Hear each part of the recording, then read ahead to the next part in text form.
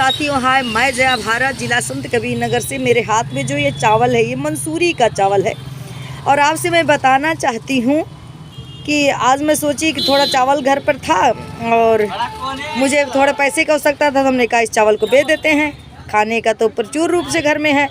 तो जब मैं इसको लेकर मार्केट में गई तो इसको 28 रुपया, कोई 25 रुपया, और यही चावल अगर उनसे ख़रीदने जाओ तो ये 50 रुपया गाँव में और सिटियों में ये 75 रुपया किलो मिल रहा है। बड़े बड़े सिटियों में तो यही चावल 150 रुपया किलो।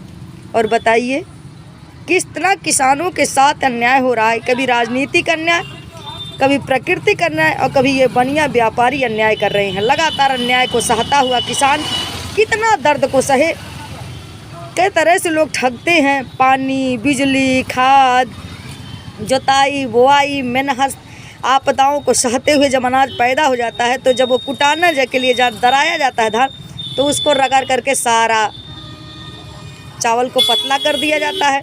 चलो फिर भी कोई बात नहीं। और चावल को अगर वो मार्केट में बेचने जाता है कि कोई हमारे पास समस्या है, शादी है, विवाह है, घर पर कोई और काम है, तो यही चावल जो 75 रुपया 65 रुपया बिकता है, 25-30 रुपया किलो उसको मजबूरन बिकना पड़ता है। ये है किसानों की बहुत बड़ी आपदा। किसान हर आपदाओं से गुजरता है, कभी राजनीतिक आपदा, कभी प्राकृतिक आपदा और कभी उसको ये व्यापारियों का आपदा। कब तक सहता रहेगा ये किसान इस आपदाओं को।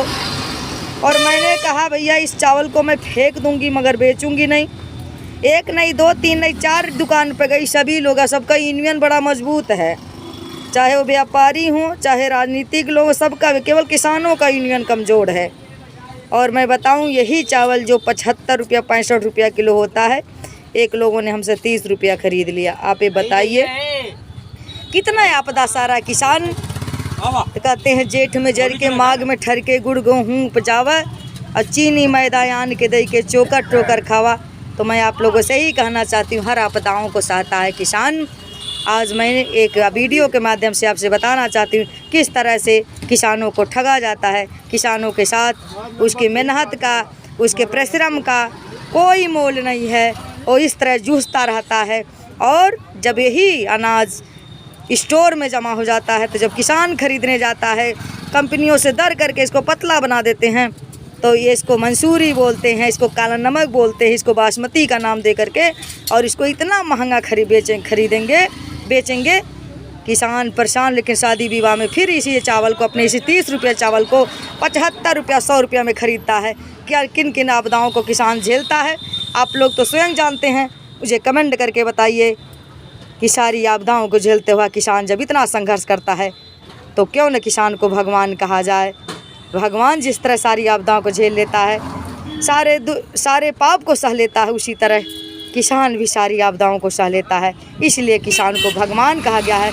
आज मुझे बड़ा दर्द हुआ, ये मेरी मंसूरी का चावल 25 रुपया किलो बिक गया। कोई बात नहीं, हम तो बहुत बड़े व्यापारी नहीं हैं, बहुत बड़े काश्तकार नहीं हैं, लेकिन जो इतना मेहनत करके बोते हैं, बेचते हैं, उन पर क्या बीतता होगा आप लोग ज़रूर कमेंट करके मुझे बताएं। और किसानों का दर्द इस तरह कब तक सहता रहेगा, कब तक लूटता रहेगा, आप लोग ज़रूर बताएं। तब तक के लिए मैं जया भारत आप सबको प्रणाम करती हूँ।